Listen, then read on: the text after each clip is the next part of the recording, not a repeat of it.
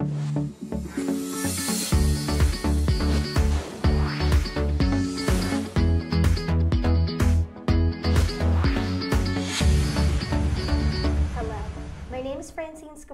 I work at Safe Berks. Safe Berks is the local nonprofit which serves survivors of domestic violence and sexual assault in Berks County. Our services are free, they're confidential, and they're available 24 hours a day, 365 days a year, in English, Spanish, or any other language needed. Now I want to welcome our guest today.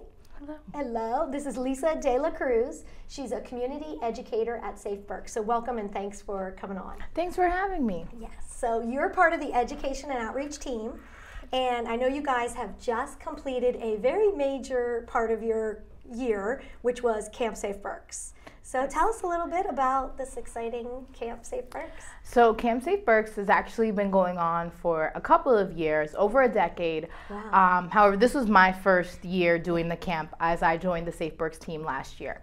It was also the other, we have a team of 5 in the education department. Yeah. Only one person had done camp before. So it definitely was a new experience for all of us jumping in. And it was the second camp since we had the name change. So prior it was known as Camp Peaceworks, now it's Camp Safe Berks. Right. And basically Camp Safe Berks is a summer camp that Safe Berks has every summer for social justice. So it's 5 days of the week, every day of the week is dedicated to a social justice issue, and we bring kids from all the schools in Berks County. That is so awesome, and I'm lucky that I got to be a very small helper to this year and last year Camp Safe Berks, and I loved every minute of it. And I noticed you had a lot of campers this year. How many campers came this year?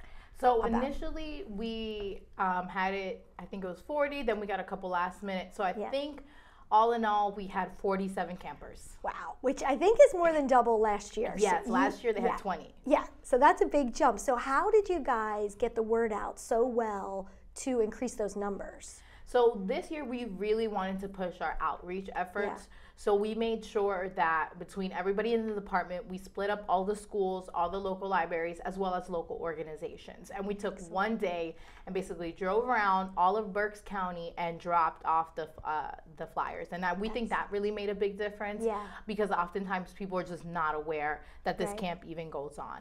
And another thing I think as well that helped was our community programming in the schools. Yes. I think once we're there, we also talk about camp. So if the kids have a connection with us, they're more inclined to want to sign up for camp. That is excellent, because the education and outreach team, in addition to Camp Safe Berks in the summer, all through the school year, you're in the schools, you're in the libraries, you're doing different programming. Yeah. That's awesome. And this camp is free, which is really nice for people to know, right? The meals are free, the transportation's free, the camp itself. Right. Yeah. So it's free for all who want to come, but we do a lot of a big part of it is sponsored by our community donors. Yes. So we had a lot of organizations such as Giants, Sam's Club, Weavers. They really made a big push in helping us get what we needed. And we also have information throughout the year where any private donors can sponsor a camper as well. That is excellent. So yes, we really appreciate all the donors that help make Camp Safe Berks a reality. And now, can you tell me a little bit about the 5 different days and some of the issues that you got into? Sure. So the first day that we start off is basically an overview of the social justice issues as a total. Safe Berks is known for its work in preventing domestic violence and sexual assault. What a lot of people don't realize is that all of the oppressions that contributes to domestic violence and sexual assault. So our first day we focused on ageism, which we teach the campers about how them as young people may experience ageism as well as adults or elders. The second day is Racial Justice Day. So that day we talk about racial issues in America. The third day is our is our Sexism Day. So we talk about sexism issues.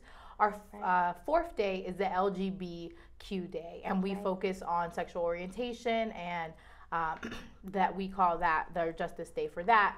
And then our 5th day, we remodeled it to be a launch day. So our 5th day, we don't really focus on a social justice issue, but we've kind of summarized all of what we learned throughout the week, and we let the campers know how to be an ally.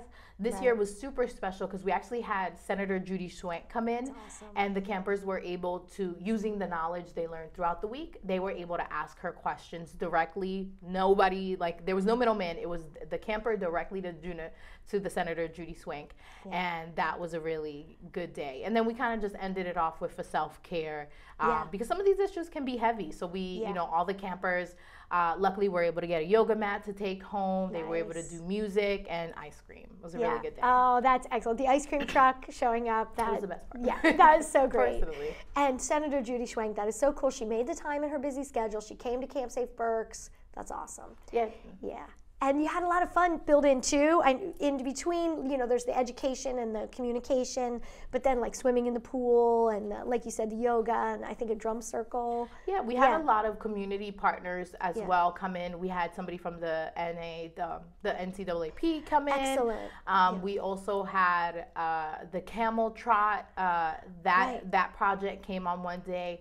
Berks Teens Matter as well as Planned Parenthood. So we had a lot of community organizations that came throughout the week for our rec time, so the kids had other options as well. And like you mentioned, the options that were on Albright's campus as well, like swimming, being outside, having access to just that college campus feel. Yeah, which is another bonus to have teenagers on a college campus all week. It just kind of like opens it up in your mind what you might want to do.